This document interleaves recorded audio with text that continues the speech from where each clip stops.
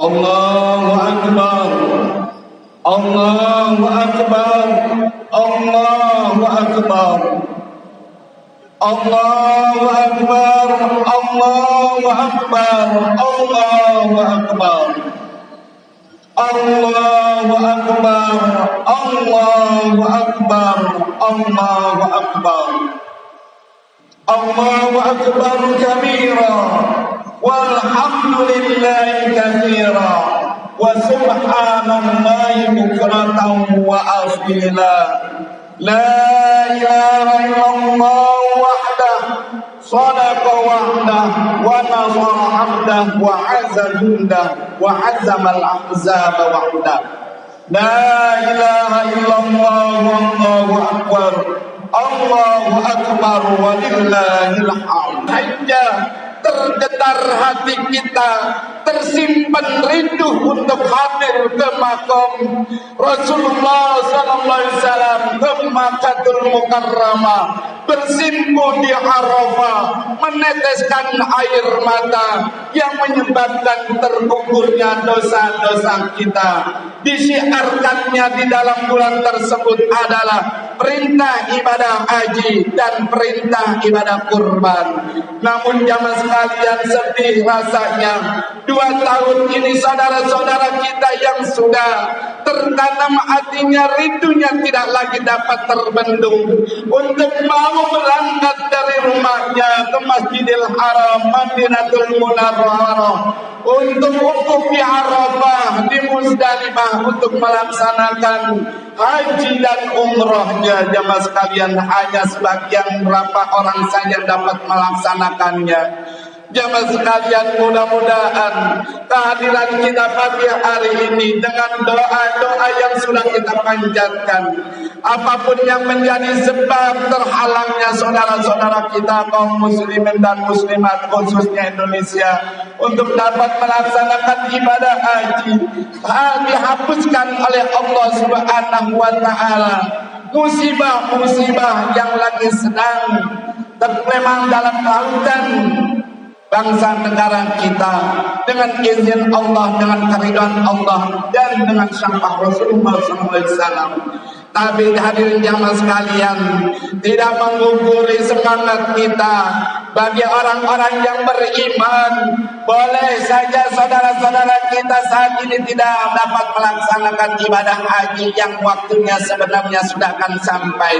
Tapi bagi kita ada syariat kedua di bulan Dzulhijjah dalam perintah berkorban.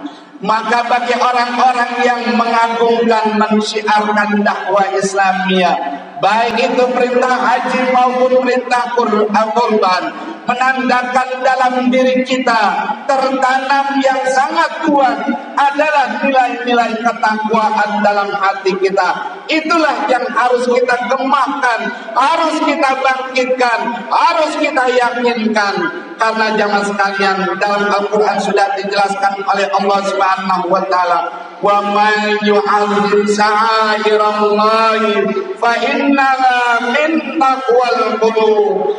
Maka barang siapa yang mengagungkan, mensyiarkan dakwah Islamiyah, menandakan tersimpan di dalam hatinya adalah ketakwaan. Jamaah sekalian, bila tidak ada seruan tergemah dalam hati kita untuk mensyiarkan agama Allah, baik haji maupun kurban, menandakan tidak ada ketakwaan dalam hati kita. Mudah-mudahan kita termasuk orang yang tersimpan di dalam hati kita nilai takwa yang berkualitas di sisi Allah Subhanahu wa taala. Melalui singkat ini, melalui kajian singkat khutbah kurban kali ini, kita rujuk kembali pelopor kurban adalah Nabi Ibrahim alaihissalam. Sampai saat ini masih terngiang dalam telinga kita dan mungkin tersimpan dalam hati kita. Betapa luar biasanya keimanan Nabi Ibrahim alaihissalam, penuh keyakinan, kekuatan, keteguhan yang tidak dapat dihancurkan dengan apapun juga. Berbagai masalah yang dia hadapi, cobaan hidup yang selalu saja dirasakan, Jamaah sekalian, sampai dia bertengkar dengan seorang yang dia cintai adalah ayah kandungnya demi menegakkan kalimat la ilaha illallah Muhammadur Rasulullah. Sampai dia disiksa dan juga terintih dalam hatinya ingin mendapatkan kebahagiaan. Lahir dari pernikahannya seorang anak yang menjadi dambaannya, jamaah sekalian, sampai larut usia yang begitu panjang belum dikaruniakan oleh Allah Subhanahu wa taala. Tapi dengan keyakinan, dengan keimanan yang ada, tidak ada putus asa, berbagai macam sebab, akhirnya Allah berikan karunia anak yang menjadi kebahagiaannya Nabi Ibrahim alaihissalam. Jamaah sekalian, lanjut waktu berjalan, besarlah seorang anak yang dia dambakan yang bernama Ismail alaihissalam. Kerinduan tertanam oleh seorang ayah yang sangat cinta kepada anaknya. Binaan mentalitas yang selalu saja tertanam. Nilai-nilai luhur ilahiyah tertanam kepada putranya. Apa jamaah yang terjadi pada saat anaknya lanjut usia, cobaan lagi tiba kepada Nabi Ibrahim alaihissalam, yang tidak lagi dia halangi, yang tidak lagi dia gugurkan, karena semua dari cobaan dan ujian akan pasti ada hikmahnya. Namun yang satu ini jamaah sekalian, cinta ketemu cinta. Siapalah orangnya yang tidak cinta kepada seorang anak yang menjadi harapannya.